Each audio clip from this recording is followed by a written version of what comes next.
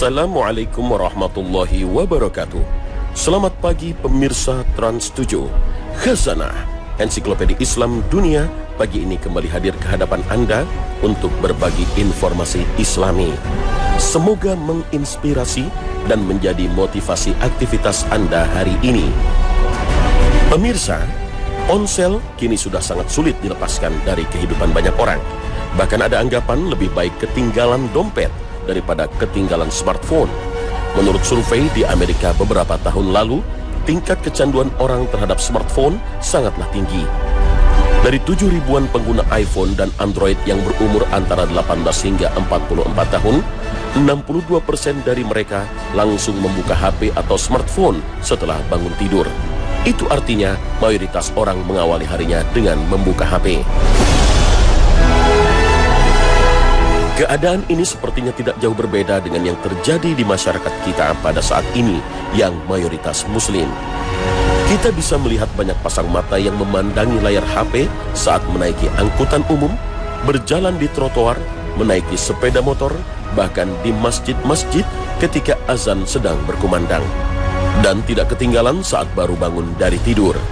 Selain tidak baik secara kesehatan, perilaku ini dalam agama sangat mengkhawatirkan. Karena agama mengajarkan bahwa mengawali hari setelah bangun tidur mestinya bersyukur kepada Allah karena dihidupkan kembali. Bersyukur kepada Allah karena diberi kesempatan baru untuk mencari bekal perjalanan panjang menuju akhirat. Bukan mengawali hidup dengan memikirkan urusan pekerjaan, urusan bisnis, membuka HP, mengecek media sosial, browsing berita, dan lainnya. Bila itu yang dilakukan, maka Allah Subhanahu wa Ta'ala akan menimpakan 4 penyakit yang berbahaya.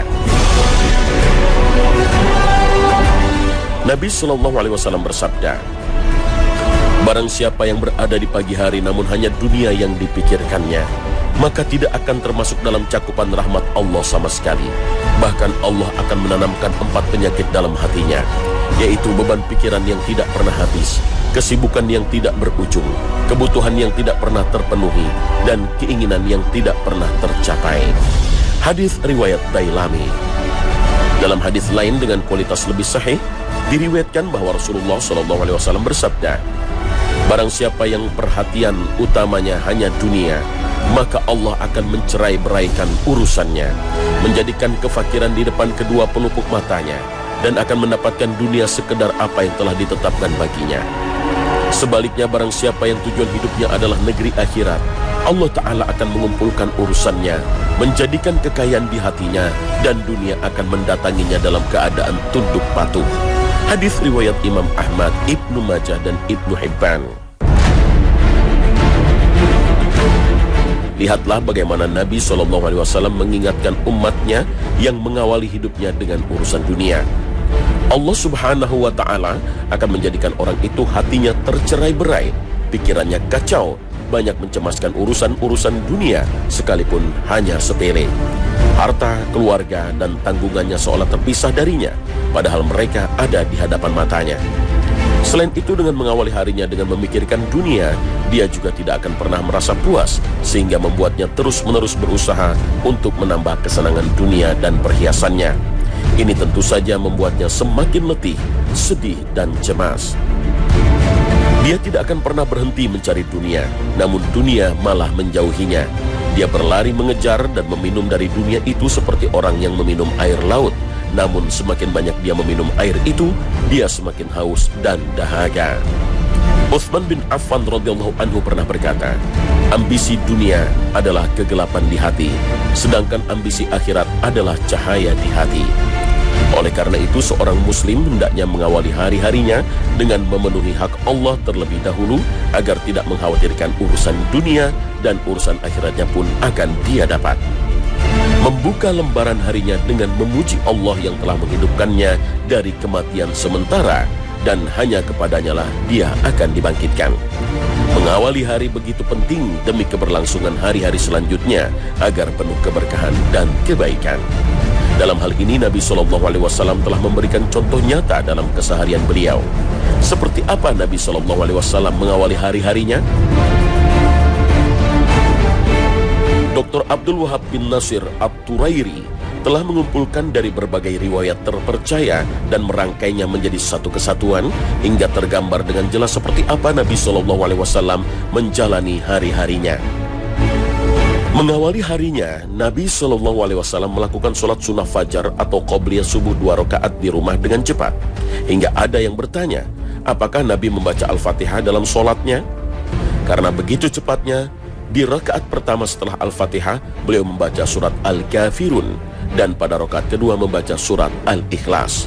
Pada kesempatan lain, terkadang pada rakaat pertama beliau membaca Al-Baqarah ayat 136, dan pada rakaat yang kedua membaca surah Ali Imran ayat 64. Setelah selesai sholatnya dan istrinya sudah bangun, beliau akan berbincang dengannya dengan perbincangan romantis yang penuh kenyamanan dan kebahagiaan. Namun jika istrinya masih tidur, beliau akan tiduran miring ke kanan untuk istirahat sampai tiba waktu sholat subuh. Jika Bilal radhiyallahu anhu melihat para sahabat sudah berkumpul di masjid, dia akan mendatangi Rasulullah dan berkata, "Sholat ya Rasulullah." Nabi pun keluar dari rumahnya menuju masjid untuk memimpin sholat subuh. Azan subuh yang dikumandangkan pertanda pagi hari dimulai. Saat itulah Nabi melakukan 2 amal mulia mengawali harinya. Nabi mengawali harinya dengan hablum minallah, hubungan dengan Allah, dengan melakukan sholat ringan 2 rakaat qobliyah subuh. Sholat sunnah yang satu ini sangat istimewa dibandingkan sholat-sholat rawatib, pengiring sholat wajib lainnya. Sehingga sholat sunnah qobliyah sebelum subuh tidak pernah ditinggalkan oleh Nabi meskipun dalam kondisi bepergian, karena keutamaannya yang luar biasa. Nabi SAW bersabda, 2 rakaat sebelum subuh lebih baik dari hari-hari Nabi dan orang-orang beriman. Dan untuk mengawali hablum minan nas, hubungan dengan sesama manusia, beliau menyapa orang terdekat dan terkasih dalam hidupnya. Beliau menyambut pagi dengan rekahan senyum bagi istrinya. Kata-kata lembut yang hadir dari hati menyapa penuh makna.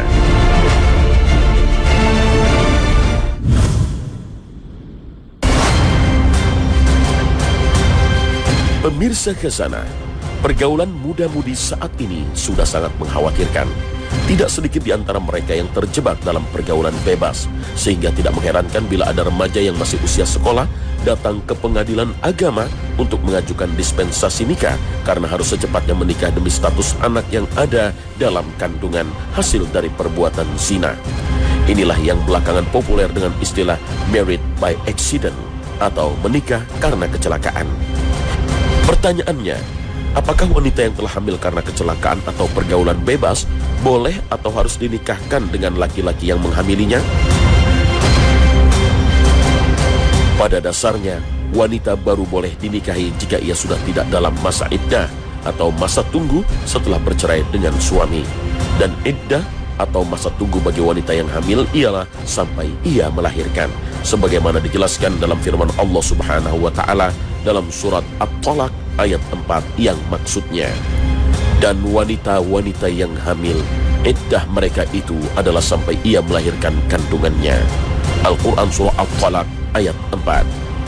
Lalu bagaimana hukumnya jika hamil akibat zina? Apakah ia harus menunggu melahirkan baru boleh menikah seperti iddahnya wanita yang hamil karena menikah?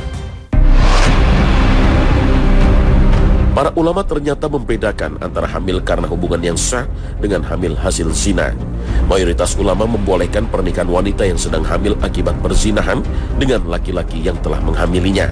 Namun disyaratkan kepada kedua calon pengantin untuk terlebih dahulu bertobat dari dosa besar yang dilakukannya. Hal ini didasarkan firman Allah Subhanahu wa taala.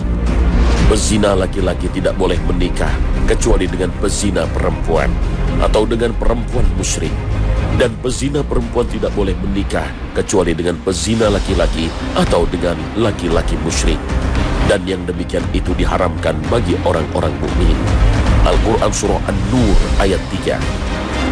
Ayat ini menjadi dalil bahwa wanita dan laki-laki yang berzina haram menikah sebelum keduanya bertobat. Dalam beberapa riwayat disebutkan, Rasulullah SAW melarang para sahabat menikah dengan wanita pezina.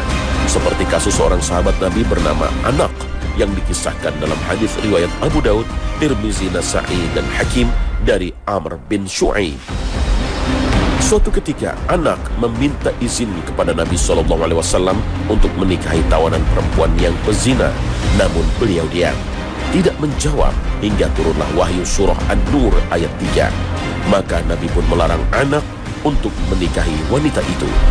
Dengan demikian, jika sudah bertobat secara tulus dan sebenar-benarnya taubat atau taubat nasuha dari dosanya, barulah ia bisa menikah atau dinikahkan. Lalu seperti apa bentuk pertaubatannya? Para ulama berbeda pendapat dengan bentuk taubatnya. Jika di negara Islam, pezina wajib menjalani hudud, hukuman Allah Subhanahu wa Ta'ala yang akan dieksekusi oleh pemerintah. Hukuman bagi pezina yang masih lajang adalah dera sebanyak 100 kali. Namun jika berada di negara yang tidak menerapkan hukum Islam, pezina perlu bersungguh-sungguh dalam tobatnya secara nasuha dengan memenuhi 5 kriteria.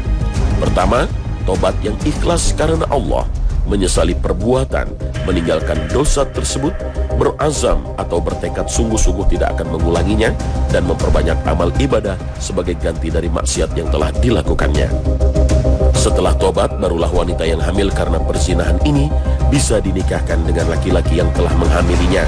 Hal ini juga disahkan dalam kompilasi hukum Islam yang diakui oleh sistem perundang-undangan Indonesia.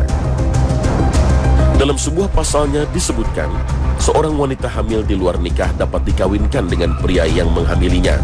Perkawinan dengan wanita hamil tersebut dapat dilangsungkan tanpa menunggu lebih dahulu kelahiran anaknya. Dengan dilangsungkannya perkawinan saat wanita hamil, tidak diperlukan perkawinan ulang setelah anak yang dikandung lahir. Mayoritas ulama dari mazhab Syafi'i dan Hanafi berpendapat tidak ada iddah bagi wanita yang hamil di luar nikah untuk melangsungkan pernikahan. Artinya, wanita yang hamil di luar nikah dapat dinikahkan sesegera mungkin tanpa harus menunggu kelahiran anaknya. Lantas, bagaimanakah hukumnya jika wanita yang hamil di luar nikah dinikahkan dengan laki-laki lain yang bukan pelaku zina? Dalam hal ini, mayoritas ulama sepakat membolehkannya. Bahkan dalam kondisi tertentu, ulama kontemporer mewajibkan laki-laki lain yang bukan pelaku zina untuk menikahi wanita yang telah hamil tanpa ikatan pernikahan. Misalnya wanita korban pemerkosaan. Seorang ulama kontemporer saat berkunjung ke Bosnia mendapati fakta yang memprihatinkan. Banyak muslimah setempat menderita akibat kebiadaban tentara Serbia yang memperkosa mereka hingga menyebabkan beberapa di antara mereka hamil. Para wanita itu pun bertanya, apakah bayi yang dikandung oleh para korban pemerkosaan itu boleh digugurkan atau harus tetap dibesarkan? Mendengar pengaduan itu, ulama kontemporer ini sangat sedih dan prihatin dengan nasib para muslimah itu, hingga akhirnya memfatwakan bahwa wajib hukumnya bagi pemuda muslim setempat menikahi muslimah korban perkosaan itu. Hal itu dimaksudkan untuk mengobati hati dan mendampingi para muslimah dari trauma dan menjaga bayi mereka yang tak berdosa sampai dilahirkan ke dunia. Namun terkait hal ini, mazhab Hanafi menegaskan memang boleh hukumnya menikahi wanita yang tengah hamil di luar nikah, namun belum boleh berhubungan suami istri dengannya.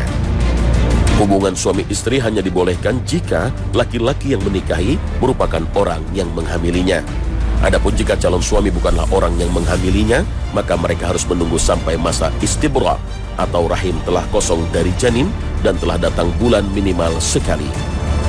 Hal ini berdasarkan hadis yang dituturkan oleh Abu Sa'id Al-Khudri radhiyallahu anhu tentang sabda Rasulullah SAW mengenai tawanan wanita pada perang Autas. Kala itu beliau bersabda, jangan dipergauli perempuan hamil sampai ia melahirkan, dan jangan pula yang tidak hamil sampai ia telah haid 1 kali. Hadis riwayat Ahmad. Aturan syariat ini dimaksudkan untuk menjaga nasab dan keturunan. Tidak boleh ada 2 jenis benih berbeda dalam rahim seorang wanita. Nabi SAW bersabda, barang siapa yang beriman kepada Allah dan hari akhir, maka jangan menyiramkan airnya ke tanaman orang lain. Hadis riwayat Ahmad, Abu Daud, Tirmizi, dan Baihaqi. Lalu jika muncul pertanyaan, apakah setelah anak dalam kandungan itu lahir pernikahannya harus diulang? Karena tak sedikit masyarakat yang meyakini jika pernikahan itu tidak diulangi, maka ayahnya tidak berhak menjadi wali. Menurut mayoritas ulama, pernikahan mereka sudah sah. maka tidak ada lagi keharusan untuk mengulangi akad nikah setelah bayinya lahir. Karena pada hakikatnya pernikahan mereka sudah sah, tidak perlu lagi ada pernikahan ulang. Adapun status anak, baik pernikahannya diulang maupun tidak diulang, maka tidak akan berpengaruh. Anak itu tetap tidak bisa dipertalikan kepada ayahnya. Mayoritas ulama sepakat tidak menasabkan anak hasil perbuatan zina kepada ayah biologisnya, kecuali anak-anak yang lahir pada masa jahiliyah yang dinasabkan kepada siapa yang mengakuinya setelah masuk Islam. Hal ini berdasarkan riwayat Umar bin Khattab radhiyallahu anhu. Lantas kepada siapa ia dinasabkan? Kepada ibunya. Konsekuensinya si anak tidak memiliki wali. Sedangkan orang yang tidak memiliki wali, maka walinya adalah pemerintah. Atau dengan kata lain, walinya adalah wali hakim atau kepala KUA untuk kasus di Indonesia. Pandangan ini didasarkan pada sabda Rasulullah SAW yang menyatakan, sultan atau penguasa adalah wali bagi orang yang tidak memiliki wali. Hadis riwayat Ahmad.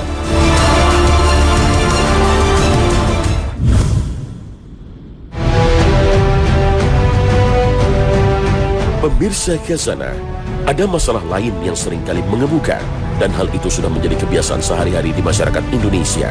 Masalah itu adalah titip salam. Assalamualaikum warahmatullahi wabarakatuh.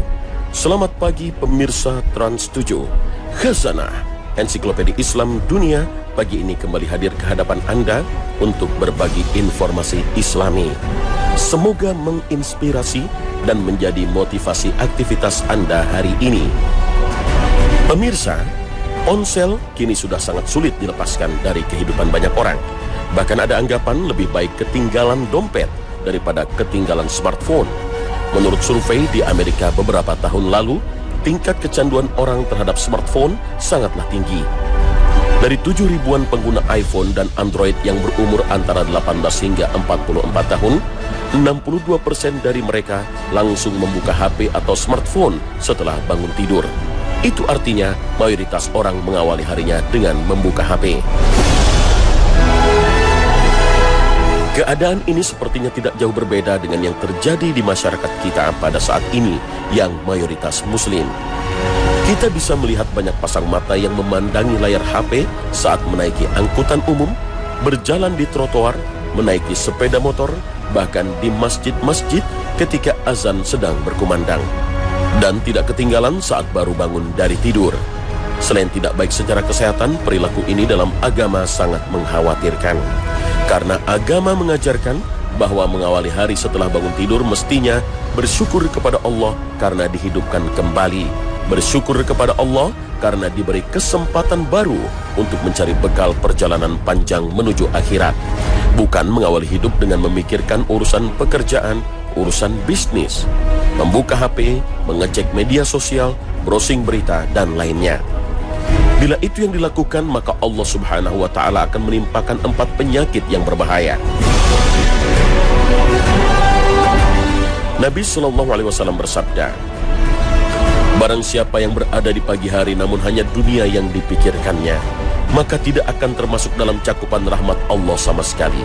Bahkan Allah akan menanamkan 4 penyakit dalam hatinya, yaitu beban pikiran yang tidak pernah habis, kesibukan yang tidak berujung, kebutuhan yang tidak pernah terpenuhi, dan keinginan yang tidak pernah tercapai.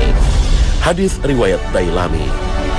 Dalam hadis lain dengan kualitas lebih sahih, diriwayatkan bahwa Rasulullah SAW bersabda, barang siapa yang perhatian utamanya hanya dunia, maka Allah akan mencerai-beraikan urusannya, menjadikan kefakiran di depan kedua pelupuk matanya, dan akan mendapatkan dunia sekedar apa yang telah ditetapkan baginya.